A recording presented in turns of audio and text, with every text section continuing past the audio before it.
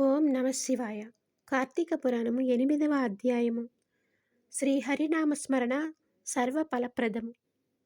వశిష్ఠుల వారు చెప్పినదంతా విని, మహానుభావ, తమరు చెప్పిన ధర్మములన్నింటినీ శ్రద్ధగా వింటిని.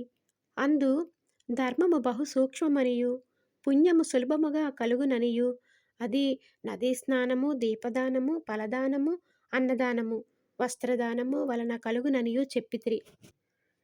ఇట్టి స్వల్ప ధర్మముల చేతనే మోక్షము లభించుచుండగా, వేదోక్తముగా యజ్ఞయాగాదులు చేసిన గాని పాపములు పోవని మీ వంటి మునిశ్రేష్ఠులే చెప్పుచుందురు కదా.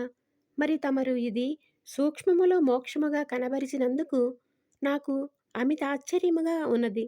దుర్మార్గులు కొందరు సదాచారములు పాటించక వర్ణశంకరులై రౌరవాది నరకహేతువులకు మహాపాపములు చేయువారు ఇంత తేలిగ్గా మోక్షం పొందుట వజ్రపు కొండను గోటితో పెకలించుట వంటిది. కావున దీని మర్మమేమిటి విడమర్చి విపులీకరించ ప్రార్థించుతున్నాను అని కోరెను. అంతటా వశిష్ఠుల వారు చిరునవ్వు నవ్వి, జనక మహారాజా, నీవు వేసిన ప్రశ్న సహేతుకమైనదే. నేను వేదాంగములను కూడా పఠించి తిని, వానిలో కూడా సూక్ష్మ మార్గాలున్నాయి. అవి ఏమనగా, సాత్విక, రాజస, తామసములు అని ధర్మములు 3 రకములు. సాత్వికమనగా దేశకాల పాత్రలు 3ను సమకూడిన సమయానికి సత్వమను గుణము జనించి ఫలవంతము అగును. పరమేశ్వరార్పితము కావించి మనోవాక్కాయ కర్మలచే వనర్చిన ధర్మము ఆ ధర్మమందు ఎంతయో ఆధిక్యత కలదు. సాత్విక ధర్మము సమస్త పాపములను నాశనమొనర్చి పవిత్రులను చేస్తుంది.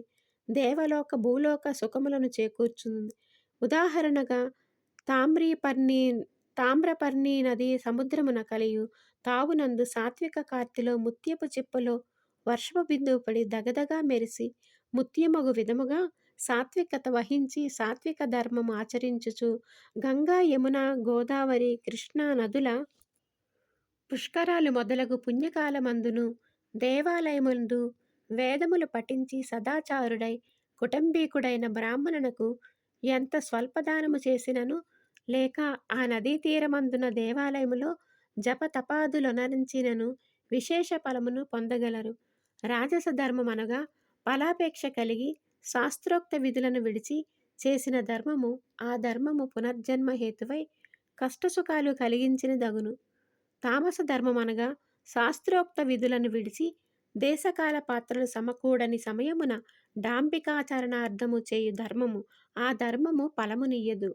దేశకాల పాత్రలు సమకూడినప్పుడు తెలిసి గాని తెలియక గాని ఏ స్వల్ప ధర్మము చేసినా గొప్ప ఫలము ఇచ్చును. అనగా పెద్ద కట్టెల గుట్ట చిన్న అగ్నికణముతో భస్మమగునట్లు శ్రీమన్నారాయణుని నామము తెలిసి గాని తెలియక గాని ఉచ్చరించిన వారి సకల పాపములు పోయి ముక్తి పొందుదురు. దానికొక ఇతిహాసము కలదు. పూర్వకాలమందు కన్యాకుబ్జం అనే నగరంలోని 4 వేదములు చదివిన ఒక విప్రుడు గలడు. అతని పేరు సత్యవ్రతుడు. అతనికి సకల సద్గుణరాశియగు హేమవతి అను భార్య కలదు. ఆ అన్యోన్య దంపతుల ప్రేమ కలిగి అపూర్వ దంపతులని పేరుబడిసిరి. వారికి చాలా కాలమునకు లేక ఒక కుమారుడు జన్మించెను. వారా బాలుని అతి గారాభముగా పెంచుచు అజామీలుడని నామకరణం చేసిరి. ఆ బాలుడు దినదిన ప్రవర్ధమానుడగుచు అతి గారాభం వలన పెద్దలను కూడా నిర్లక్ష్యంగా చూచుచు దుష్ట సావాసాలు చేయుచు విద్యనభ్యసించక బ్రాహ్మణ ధర్మములు పాటించక సంచరించుచుండెను. ఈ విధముగా ఉండగా కొంతకాలమునకు యవ్వనము రాగా కామాంధుడై మంచి చెడ్డలు మరిచి యజ్ఞోపవీతము త్రెంచి మద్యము సేవించుచు ఒక ఎరుకల జాతి స్త్రీని వలచి నిరంతరము ఆమెతోనే కామక్రీడల్లో తేలియాడుచు ఇంటికి రాకుండా తల్లిదండ్రులను మరిచి ఆమె ఇంటనే భుజించుచుండేవాడు.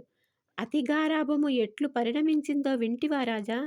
తమ బిడ్డలపై ఎంత అనురాగమున్నను పైకి తెలియపరచక చిన్ననాటి నుంచి అదుపు ఆజ్ఞల్లో ఉంచకపోయిన ఎడల ఈ విధంగానే జరుగును. కావున అజామీలుడు కులభ్రష్టుడు కాగా వాని బంధువులు అతనిని విడిచిపెట్టిరి. అందుకు అజామీలుడు రెచ్చిపోయి వేట వలన పక్షులను జంతువులను చంపుచు కిరాతక వృత్తిలో జీవించుచుండెను. ఒక రోజున ఆ ఇద్దరు ప్రేమికులు అడవిలో వేటాడుతూ ఫలములు కోయుచుండగా ఆ స్త్రీ తేనె పట్టుకై చెట్టెక్కి తేనె పట్టు తీయబోగా కొమ్మ విరిగి కింద పడి చనిపోయెను.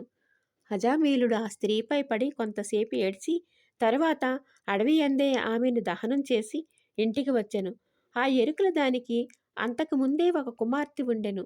కొంతకాలమునకు ఆ బాలికకు యుక్త వయసు రాగా కామాంధకారముతో కన్ను మిన్ను గానక అజామీలుడు ఆ బాలికను కూడా చేపట్టి ఆమెతో కూడా కామక్రీడలు తేలియాడుచుండెను.